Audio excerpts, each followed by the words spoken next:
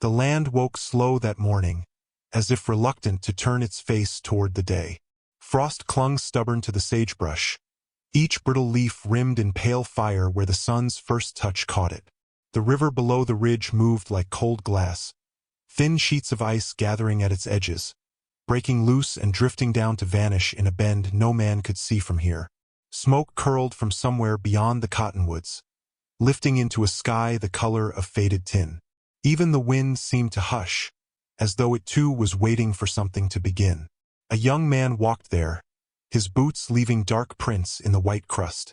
His hat brim shadowed his eyes, and his coat hung heavy from the weight of dust, rain, and time. Beside him, two small Apache girls moved with quiet steps, wrapped in wool blankets worn nearly smooth. Their faces were half hidden, not only from the cold but from the world.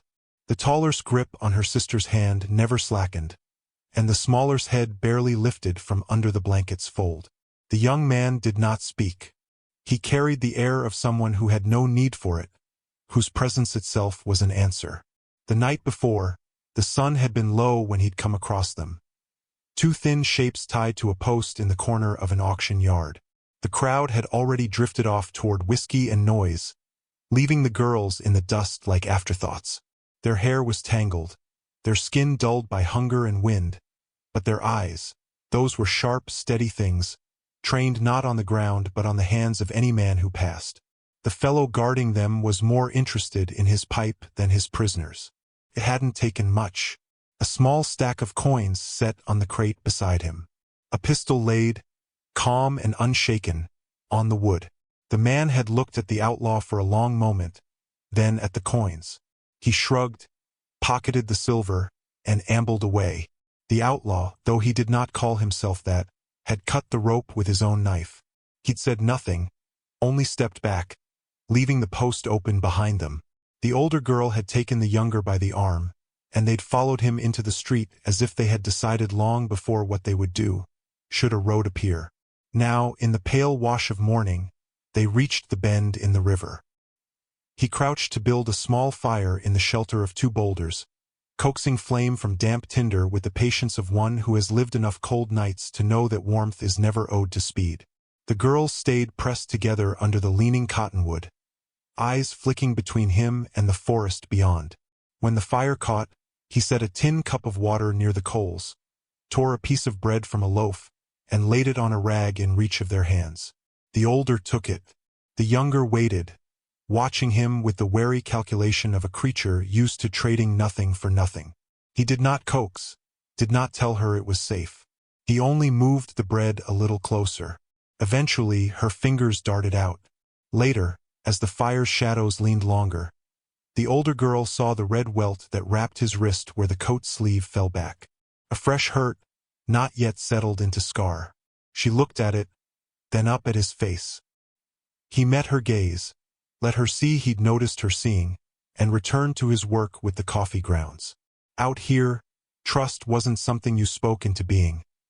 It smoldered, like an ember that might yet take to flame if the wind was kind. When the fire was banked for the night, he reached into his coat pocket and drew out a kerchief. Once it might have been red, but now it was a soft, faded thing, edges frayed to threads. He set it beside the younger girl without a word, then lay back with his hat over his eyes. She held it in both hands until sleep folded her away. Sometimes, a gift is given without knowing what it will come to mean. The next day they followed the river east. The sun held low, casting long shadows that made each mesquite seem twice its size. Around noon, they came upon a trading post, a low building of rough boards with a hitching rail out front. A woman in a calico dress swept the porch, her broom pausing mid-stroke when her eyes found them. She took in the outlaw first, then the girls, and something in her mouth tightened. Inside, the store smelled of flour and lamp oil. The man behind the counter glanced at the girls and said, "Don't bring trouble in here." The outlaw said nothing. He picked up a sack of flour, a packet of coffee, and a handful of cartridges, set them on the counter, and laid down payment without haggling. Coins clinked against the wood. He took his goods, turned, and walked out. The girls followed, the broom woman's eyes on their backs. That night, they camped in a hollow where the river bent close to the cliffs. The older girl helped grind coffee beans with the back of a spoon, matching her strokes to his. The younger knelt in the dirt, drawing lines and circles with a stick. When she finished, there were 3 figures, 2 small, 1 tall. The outlaw glanced, and with the toe of his boot, added a 4th. She looked up at him, her mouth curving in the barest hint of a smile. Family can be made of nothing more than the choice to stand side by side. The air shifted before the light did. The night grew still, and the song of the river seemed to dampen under something heavier. From the ridge came the outline of a rider, unmoving against the twilight. A long pause, and then the figure turned away. The outlaw kept the fire low that night, his eyes often sweeping the rim above them. He drew the girl's bedrolls nearer his own. Morning came thin and cold. The younger girl stirred first, blinking up at the sky, then stiffened at the sound. Low at first, then rolling over the earth like distant thunder. Hooves, many. The outlaw rose, hat brim low, eyes on the horizon. From between the cottonwoods came a line of riders, fanning out until the camp was ringed in a shifting wall of muscle and breath. 70, maybe more, their ponies' flanks steaming in the chill. From their ranks, a tall warrior moved forward. His face held no anger, no welcome. A lance, decorated with hawk feathers, rested across his saddle. He stopped a few paces away. For a moment no one moved. Then the older girl stepped out from the shelter of the outlaw's shadow. She spoke in her own tongue, her words carrying on the still air. The warrior's gaze shifted to her, then to the smaller one. His expression did not change, but he dismounted, the feathers on his lance shivering in the cold light. Another man stepped forward, the girl's uncle, his face carved deep by wind and years. He listened as they spoke, their voices halting but steady. The outlaw stood silent, his hands loose at his sides. The air held the weight of choice. After a long moment, the uncle reached into his coat and drew out a small carved bird. He stepped to the outlaw, placed it on the ground between them, and stepped back. The meaning was not translated, but it was understood. A gift, a mark, an acknowledgement. Without another word, the riders turned. Hooves churned the frost, throwing up a fine dust that hung in the air long after they had vanished into the trees.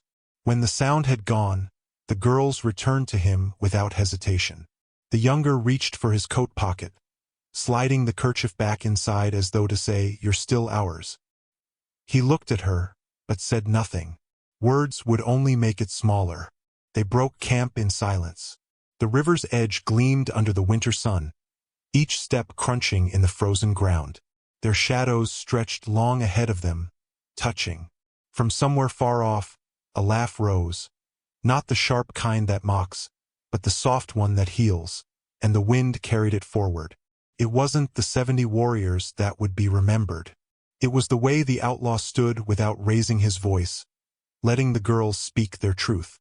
It was the kerchief in a child's hand, and the choice to keep walking together when the way was still cold and long. And far down the trail, just before the bend swallowed them from sight, the older girl glanced back at the ridge, at nothing but empty sky, and gripped his arm a little tighter.